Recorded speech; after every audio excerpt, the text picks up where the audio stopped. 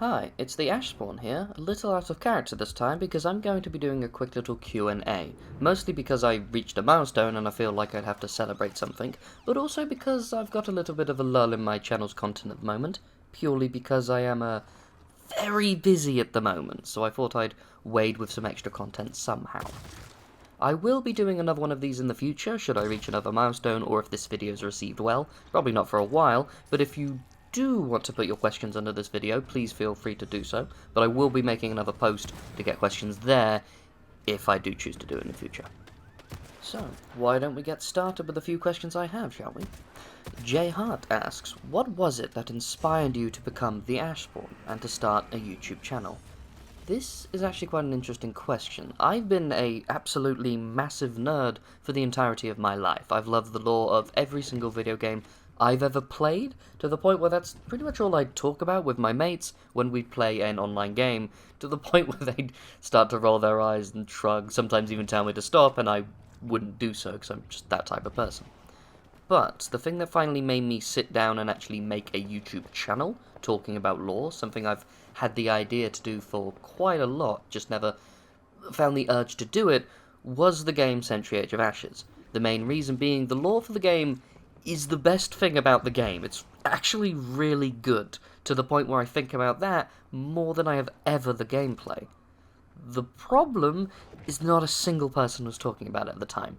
Sure, we had the one wayward post that was mentioning, oh, I find this cool, or someone would put together that these two items are somehow linked, and just put one comment about it and then leave it at that, but no one sat down and made a single video about it. And by the time I got into the game, which was borderline at launch, I was quite enthusiastic playing about it, collecting it, and I realized that no one is still doing content for the game a month later, and so I just decided it needed to be done, and did it in a style that I thought about a long time ago for a D&D video, but didn't think would catch on. Eventually it led to me making D&D videos, and now VTM videos, and most likely more in the future, once I eventually end one of these series, as I'm starting to get a lull and a lot of content, so I think it would be better for everyone if I stick to a few series at a time and finish one, so to speak. Although it's quite unlikely that it would be any other than Century at the moment, because that one I'm starting to run out of content for. I've probably got about 10 more videos in there, and then maybe a new class will come out that'll add maybe 4 or 5, but at that point, then I might run out. Right, so, on to the next question. The Brawler asks, which is your favourite series to do? Well, as I stated, I started with Century Age of Ashes, and that's always going to hold a soft bit in my heart for that, and some of my best performing videos are still the Century videos to this day.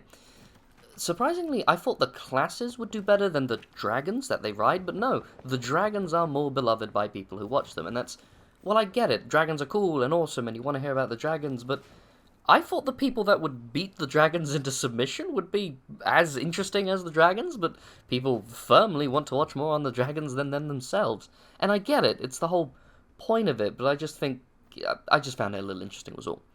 But at the moment, I think the series I'm most having fun with is Vampire the Masquerade, purely because Vampire does not hold punches, especially, well, even in its modern edition that is very much going for as wide an appeal as possible, there's still some horrendous stuff in a horror role-playing game that you are playing a monster, and it doesn't shy away from that. And my character I've divulged for this game is having a lot of fun with that, to unraveling the fact that deep down he is a monster. He'll say one wayward line that leads you to imply, oh, this guy's stabbed someone and left him in a basement. That's kind of messed up. The lore also has some horrific stuff that I'm just not going to go into detail on for obvious reasons. I mean, when I make a video on the clans of Meatsy, which those who know how horrible they can be, that's going to be a fun one, definitely a mature one compared to some of the others, but yeah, that's the one I'm most having fun with at the moment. Next question. Seth Desk asks, what is your favourite D&D class and why? And this is a really difficult question for me, because I've made many D&D characters over the years, I think most people who play the game enough has, and you start to love a lot of them for very different reasons. Warlock is a common favourite of mine that I sometimes default to, mostly because it's one of the few classes that has a an inbuilt story within them. You are a person who skipped the long trail of getting magic. You didn't study it, you didn't get born with it, you didn't acquire it through normal means, you just made a pact with an entity that gave you a fraction of its magic. That has so much story implication that it's kind of insane. So, also they're the most customizable class in the game, and that just gives you even more options about stuff. You can go a melee focus, which is surprisingly viable given its initial spellcastery focus, or you can go full on into backstabbing and murdery magic and stuff. It's a very powerful class for that reason. Its potential is near limitless. But I also have to stop and ask myself, Monk, mechanically, is my favourite class. They're not really the master of anything, and they're kind of not even good as a jack-of-all-trades type deal, but they have so many specific niches and bizarre abilities that they have that they're just fun to do mechanically. Their arrow-catching thing, for example, is just fun to do, despite the fact that there are better alternatives to stopping range attacks by far. Like, some things, it's not even close to some of the others, but it's so cool and fun, and mechanically it allows you to do so much with the monk. So, in gameplay-wise, the monk's quite fun, even though I find it a little bit more stale lore-wise, since of how much it limits you and your capabilities. The fighter also is a good mechanical one that I find can be quite limiting, although they're very versatile in what characters you can make. You can make a variety of characters under the fighter mold. And in case you're wondering, my current character that I'm playing in a D&D game is a sorcerer. Right, next question, and bear with me, I'm probably going to butcher your name. Amen Abdelkafi, I believe is how it's pronounced. I might be wrong, please correct me if I am.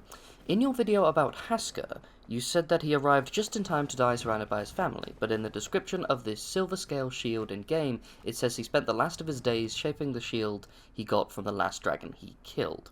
It would also be cool to see you talk more about your sentry persona, and maybe take a second channel for games, as I think you are a very good player at sentry. Well, thank you for the compliment. I'm not that good of a player at sentry. I'm very limiting in the clips I choose, mostly the ones that are more entertaining to look at. In some of my videos I do flat out lose the match I play, and sometimes by a large margin, but they're more interesting to watch, so I usually pick those clips first. As for the hacksaw thing, that's very much an example of the times I elaborate some details. In the video I described that in the fight with the dragon, it does have a name, I forgot it at the moment, but it does have a name, and as he kills it, he rips out its scale and kills him with his own scale. That's pretty accurate. In the fight is where I say the scale is sharpened to the weapon-like degree that it is, instead of making it so he sharpens it on the way, because he died very soon after from those wounds, and I think it would make more sense if a limping, bleeding person wouldn't stop and suddenly start sharpening his weapon and then get to moving again. So I imagine it was already sharp, and the few moments just after is when he was travelling home to die. As for the sentry persona, yeah, so I quite enjoy that for each of the series I do, I have got a different person to be the, air quotes, Ashspawn of that world, the de facto storyteller. The Century Age of Ashes one is called Varaldan, and he's a Skaldian noble, very much someone who is of the background, because in Skald society, the Windguards, essentially, they are matriarchal. Women are in high positions. The Windguard high positions are almost entirely made up of women, which is why that class is gender-locked as women, at least for the most part. I don't know if they're going to change that in the future. I'd hope so, because none of the classes, except the Windguard, are explicitly like this gender only. So it would be nice to see maybe just a legendary skin that ignores that for the most part. I don't know what we're doing. But for my character, I thought it would be interesting to be from... Well, he's kind of downtrodden. In some of the earlier videos, I sort of lose this trend a bit as I go on, but he gets his ass kicked a lot, and he's kind of a dweebish loser in many regards. Just because I think it's more interesting to have the guy that's usually ignored be a storyteller, because they pick up more details than you'd think. And I think that's more of an interesting thing for a minor noble who's been disregarded, and instead of being placed in his lot, has sort of travelled around and learned so many things around the world. Next question. Novum Imperium Dracon asks, that's a great name by the way, is there enough lore on the dragon gods to fill a lore video? I assume this is the Century dragon gods, because As you know, in the Century universe, their gods are dragons, because everything revolves around dragons, because it's a very mundane world filled with dragons. There would be a center of borderline everything. Think about how many animal gods there are in our world. Now imagine if some of those animals were sentient and powerful. It does just make sense that this is the case. That's just how worlds work. But anyway, on the tangent, I have tried to make a single video on the 3 dragon gods we know about, and it didn't really pan out in a way I liked. So I'm not sure if it'll just take... There's enough to make one video on Harvind, the one that the Skeld mostly worship, and I think that would be an interesting way to do it an individual dragon god video. The problem is the other 2 wouldn't be as long, at least not yet. Vinter has very little about him. Vinter is the icy dragon god that the storm raisers pray to, essentially. I would very much like to make a video on all of the dragon gods. For the most part, the only one I think's doable is the Harvind, maybe Mjor, the Phantom one, so I'll try to have those out at some point, but at the moment my priority is going to be the new PvE event and talking about the Dwellers, which will be the next Century video. Right, the last question for this video by... French pronunciations are the worst for me. Noir, I believe is how that's pronounced. But are there any plans on expanding your channel at least a little? This is one I've gone back and forth with myself. At one point I was saying, if I get big enough I might make a Twitter or a Facebook, and I've gone back on that idea at least somewhat. Not just because Twitter's currently on fire, but also because I just don't like social medias. I find they're a horrible, toxic wasteland that people's self-restraint and realistic expectations for everything just goes to die. There's a lot of horrible stuff on the social medias. YouTube's a place where people actually enjoy things, and yes, you can find some horrible stuff on here, but the people that sort of agree and like each other tend to sort of coagulate together eventually anyway, and so that's a hard place to find things that are just outright bad.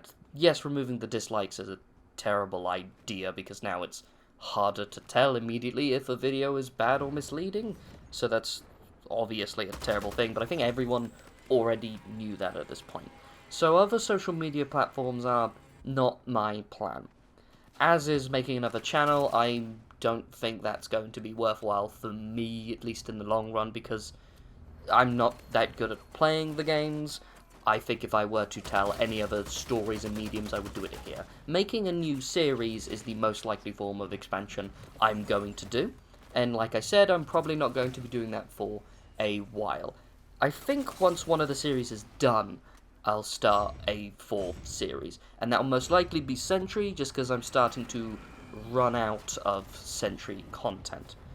I've borderline talked about everything. I stretched a single item description, not even a single item, a bundle collection description that is of a Stormraiser armor into an entire video, mostly because I found it to be a very personal and interesting story that I kind of adored, and it became my worst performing video, which is just funny, because I really like that video. But that doesn't matter. Anyway, yeah, I think I've got about 10 more Century videos in me. I will still make more Century videos when a new class, for example, comes out, because then I've got like 4, maybe even 5 videos in the bag once those come out. Some events too, like the Heretic Brotherhood, that was a Halloween event, that video, that idea that just sort of came out there. But once I'm through those like 10 videos, I've basically finished.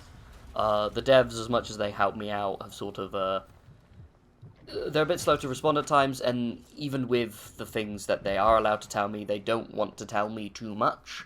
So I am starting to run out of content for Century. So when that day happens, I will probably make a 4th series. Most likely another video game, because I've got 2 RPGs now and 1 video game, and I feel that I play a lot of video games, so I just want to represent some more for that. Not entirely certain what it will be yet. I have a list of a lot of things, so maybe let me know what you'd want to see, and I'll let you know if there's series that I do or don't know, really. World of Warcraft is one I will never do. Yeah, just plain, I'm stating that because I don't like it. And that's a whole video in and of itself, and a very long story. I'm not doing that one. Right, well, that's all the questions I'm going to be fulfilling for this video at least. Let me know if you liked this or not, if you want more of this sort of thing. I can't imagine it'll be a mainstay part of the channel. I feel like the lore videos are always going to be my focus, and I'm more of a storyteller. I like telling stories, not really talking about myself or my plans for the future. I can be a little distant in some regards like that, but I do enjoy these more personal one-to-one things, so if you want more, do let me know, and I am willing to do more. But I thank you for watching, and as always, stay safe out there, fellow traveller.